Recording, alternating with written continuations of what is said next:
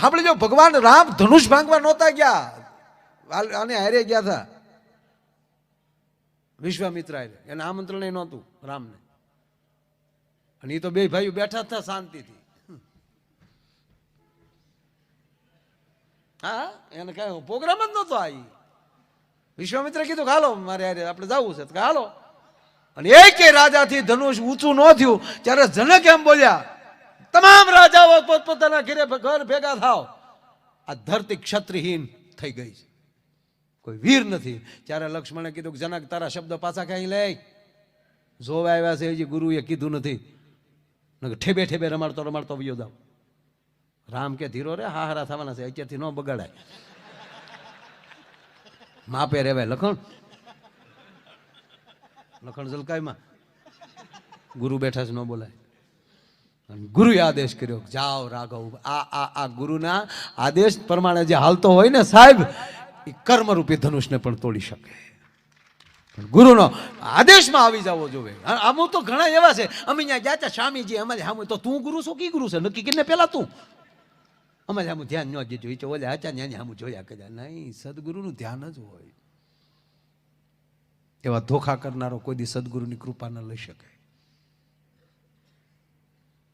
કૃપા શું કરી દે એનો એક બીજો દાખલો દો. કાશીના એક પંડિત, એવા વિદ્વાન, અને ભગવાન મહાદેવનું જેને તપશ્ચર્યા કરી, મોટી ઉંમર થઈ ગયેલી, અને ભગવાન શિવની જયારે એને તપશ્ચર્યા કરી, મહાદેવ પ્રસન્ન થયા.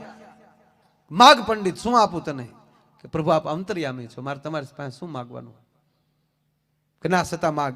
દીકરો જોવે છે, સંતાન નથી. સપૂત આપું, કપૂત આપું? સપૂત કપૂત મતલબ કપૂત દીકરો એ લાંબુ જીવશે તમને દુઃખ આપશે, સપૂત દીકરો ટૂંકું જીવશે તમને સુખ આપશે. તક તો સપૂત જ આપો. મહાદેવે કીધું 5 વર્ષ જીવશે, આપ્યો જા. 5 વર્ષ, એક તો દીકરો આવશે એનું સુખ છે, પાછો 5 જ વર્ષ જીવશે એનું દુઃખ છે. સુખ દુઃખ સાથે લઈને આવ્યા. હવે આને એકને જ ખબર હતી કે મારો દીકરો 5 વર્ષ જીવવાનો, અને કહેવાય ગયો સાહેબ 4 વર્ષ વયા ગયા, હવે 1 જ વર્ષ બાકી. અને ફરીવાર સદગુરુ પાસે જાય છે. ગુરુ જેવું શું કરવું? મારામાં તાકાત હતી તને શિવ સુધી પહોંચાડવાની, પણ એ દીકરાની આયુષ તો ભારત વર્ષનો કોઈ બીજો સંત જ તને આપી શકે. જા કોઈ સંત તને મળી જાય અને એના આશીર્વાદ મળશે તો જ તારા દીકરાની આયુષ વધશે, ભલે મહાદેવે કીધું હોય. સાહેબ આ સત્ય ઘટનાની વાત કરું. કાશીના ઘાટ ઉપર માણસે રસોડું ખોલી નાખ્યું, પછી તેને બધાયમાં સંત દેખાય. જે આવે આવો વાલા, પધારો પ્રભુ, પધારો સંત, પધારો સંત. કેવલ 5 દિવસ બાકી રહ્યા આયુષના, સપ્ત ઋષિ આવીને ઉભા રહી ગયા. લાકડી પડે પગમાં પડી ગયું, એને આશીર્વાદ આપ્યા. છોકરાને આગળ કર્યો. જેના જીવનના કેવલ 5 દિવસ બાકી છે, એ બાળક જેમ કહેવાય સપ્ત ઋષિને પગે લાગ્યો, અને 7 ઋષિના મોઢામાં શબ્દ નીકળી, આયુષ્માન ભવ. માવતર વચ્ચેથી નીકળી ગયા. હવે તમે જાણો, ભોળોનાથ જાણે. હુઆ ક્યા? હુઆ કુછ નહીં. પણ હે ઋષિવાર, અમને ભરોસે છે ભારત વર્ષના સાધુના મોઢામાં શબ્દ નીકળ્યો કોઈ દી મિથ્યા ન જાય. સમજાણું નહીં કે સમજાય ક્યાંથી? તમે એ 7 કીધું કે આયુષ્માન ભવ, પણ મહાદેવ એને મૂળ 5 વર્ષની આયુષ આપી હતી. હવે એના દિવસ મૂળ 5 બાકી છે. હવે તમે જાણો, ભોળોનાથ જાણે. એટલે ભાર્ય કરી ત્યાં તો અમારે નકુસા માંગળી નાખી. લાય છોકરાને અમારી પાસે. છોકરાને લઈ અને સીધા બ્રહ્માજી પાસે. સપ્ત ઋષિ, 7 ઋષિ વંદન કર્યા. હવે બ્રહ્માજી ઋષિને તો ન કે આયુષ્માન ભવ, કારણ કે એ તો અજર અમર છે સપ્ત ઋષિ, એટલે એને હામાં નમન કર્યા. ઋષિવરોને પ્રણામ. બાળકને મોર કર્યું. બાળક જ્યાં પગે લાગ્યું એટલે બ્રહ્માજીના મુખમાંથી નીકળે આયુષ્માન ભવ. ઓલા 7 ઋષિ વિષમાન નીકળી જાય, તમે જાણો ભોળો નાથ જાણે. બ્રહ્મા ગોથું ખાઈ ગયા. પેલા ઋષિઓ શું આ તમે કહેવા માંગો? કે અમે કાશીમાં ગયા, પંડિતનો દીકરો મહાદેવે એને 5 વર્ષની આયુષ આપી હતી. હવે દિવસ છે 4 બાકી, અમે તમારી પાસે લઈને આવ્યા. હવે અમે આયુષ્માન કીધું, અમારું ખોટું ન પડે. ઋષિ અમે અખંડ થઈ ગયા. હવે બ્રહ્માજીની વાણી ખોટી પડે બાબા. તમે જાણો ને ભોળો ના જાણે. તો બ્રહ્માજી કે મને મૂકીને જતા ને, હાલો હવ ડાયરો કૈલાસ. સપ્ત ઋષિ બ્રહ્માજી અને આ બાળકને સાથે લીધો અને જા ભગવાન મહાદેવ યા તે રુદ્ર સિવા તનુર ઘોરા પાપ કાશિની ત્યાર સન્વા સંતમયાગિરી સંતા વિશાખ સિંહ નમામી સમિશાન નિર્વાણ રૂપમ મળ્યા સ્તુતિઓ કરવા. એટલે મહાદેવ કે બસ ઘણું થઈ ગયું. બ્રહ્માજીને પ્રણામ, મહાદેવને પ્રણામ, ઋષિઓને પ્રણામ. ઋષિઓ કીધું મહાદેવને પ્રણામ.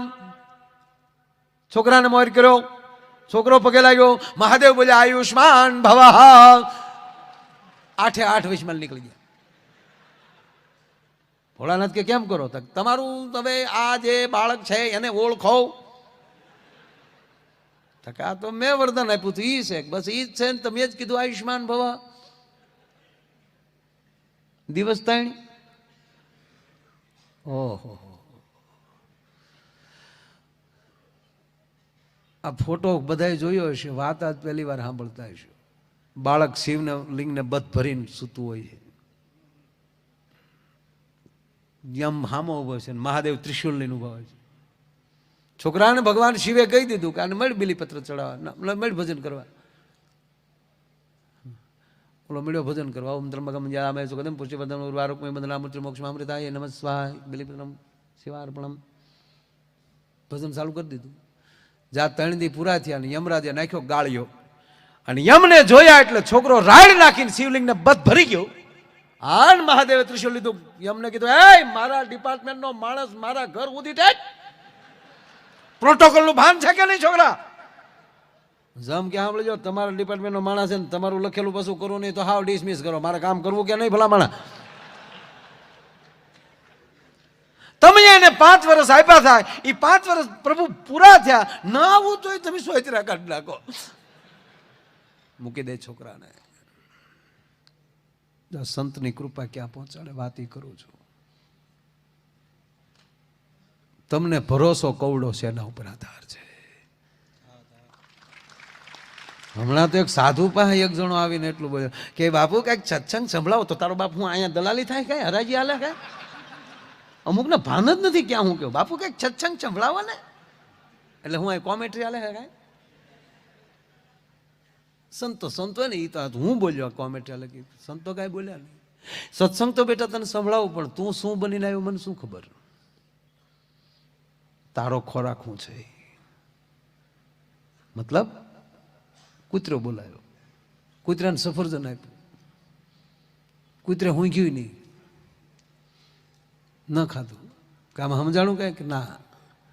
કૂતરો ખાતો તો એ લાવ્યા, એ આપ્યું, કૂતરો ખાઈ ગયો. સમજાણું કે ના?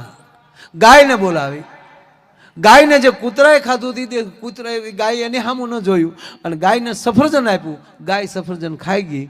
પછી કીધું કે હવે સમજાણું? સમજાઈ ગયું. સાધુ પાસે ગાયથી નવાય, વડકા નાખવાય તો સંત પાસે ન હોય. એટલે કહેવાય દોરે ક્યાં જાય એનો અર્થ કઈ ઓલો નથી. પછી સંત દોરે ત્યાં વૈયા જાવ ને પછી કોઈના બાપની હાડી બાદ નહીં. આ મહાદેવને કીધું. બાપુ રામકૃષ્ણ પરમહંસ પાસે એક માણસ આવ્યો સ્વામીજી, અને પરમહંસને એ માણસે કીધું કે માફ કરજો આપને મહાકાલીમાં દર્શન આપે છે? હા, મને મહાકાલીમાં દર્શન આપે. હવે જયારે મહાકાલી પ્રગટ થાય ત્યારે મને બોલાવજો, મારે દર્શન થઈ જાય ને. હા, એટલે બહુ સારી વાત કરી કે ચોક્કસ તને બોલાવીશ, પણ તારું એડ્રેસ દે. એટલે એને એડ્રેસ આપ્યું. એટલે પરમહંસજીએ જોઈને કીધું કે આ તો તારા ઘરનું એડ્રેસ છે, તારું કયું? અને દુકાનનું આપ્યું. પછી કે હું આખો દિવસ અહીંયા આવું દુકાને આવું. તક એ તારી દુકાનનું એડ્રેસ છે, તું ક્યાં? તક હું અહીંયા બેઠો. તક એ તારી સાથી છે, તું ક્યાં? કારણ કે અહીં તમારે હામો બેઠો. તક એ તારા પગ છે, તું ક્યાં? પછી પરમહંસ બોલ્યા કે તું ક્યાં છો એ ખબર પડી જાય ને પછી તારે મારી પાસે નહીં આવવું પડે. મહાકાલી તને ત્યાં દર્શન દેશે. ભલા પેલા પોતાની જાત ભૂલી જા. આયા મહાદેવે કીધું મૂકી દે આને, મારા શરણે છે. કે પણ તમે આપેલા 5 વર્ષ પૂરા થયા, તાકે 5 વર્ષ મારા છે, મૃત્યુલોકના નહીં. મેં આપ્યા એટલે મારા આપ્યા હોય ને. હું કોકને પૈસા આપું તો મારા જ આપું ને. હું અહીંયા કોકને દાન મળું કરવા, લેતા જાઓ તરત વિડીયોમાં આવે મારો તો આ તો પરબારાનંદ ભૈયા કરે. સંત આ મજા આવે છે એનું કારણ કે એ સંતો એનું ભજન છે ને એ આપણને આપે છે કે લેતા જાઓ, અમે બેઠા બેઠા માળાવું કરી છીએ ને, અમે ભય પથારીએ એક પાત્રમાં જમીએ છીએ, એનું જે અમારું પુણ્ય છે એ લેતા જાઓ, એ લે. નકર જેને માળા જે સંત થઈ ગયા છે પછી એને શું જરૂર છે? એના શિષ્યો માટે માળા કરે છે, એના સેવક માટે ભજન કરે છે, એટલે મજા આવે છે આપણને. નારદ રૂડા થાય તોય તકલીફ, નારદ વાનર બને તોય તકલીફ, એને કેમ રાખવા એ ખબર હોય. એવી જ રીતે મહાદેવનું આ વરદાન ઓલાને કીધું કે આ 5 વર્ષ મારા આપું છું. તમારા એટલે કે સાંભળ, સતયુગ, ત્રેતાયુગ, દ્વાપરયુગ અને કળયુગ, આખા આ 4 યુગ પૂરા થાય ને, એવા 10 યુગ પૂરા થાય ને ત્યારે એક બ્રહ્માજી બદલે. જેમ આપણે 5 વર્ષે ટ્રમમાં એક બદલી જાય એમ.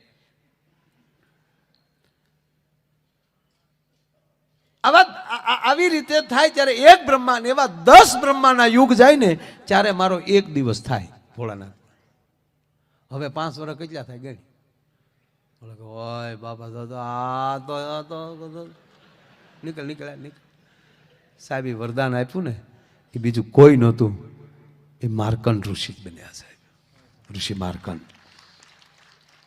એક 5 વર્ષની આયુષના માણસને સંતની કૃપા થઈ જાય તો આવું થઈ જાય. એટલે કવિ લખે છે કે માણસમાં ગુણ હારા હોવા જોઈએ.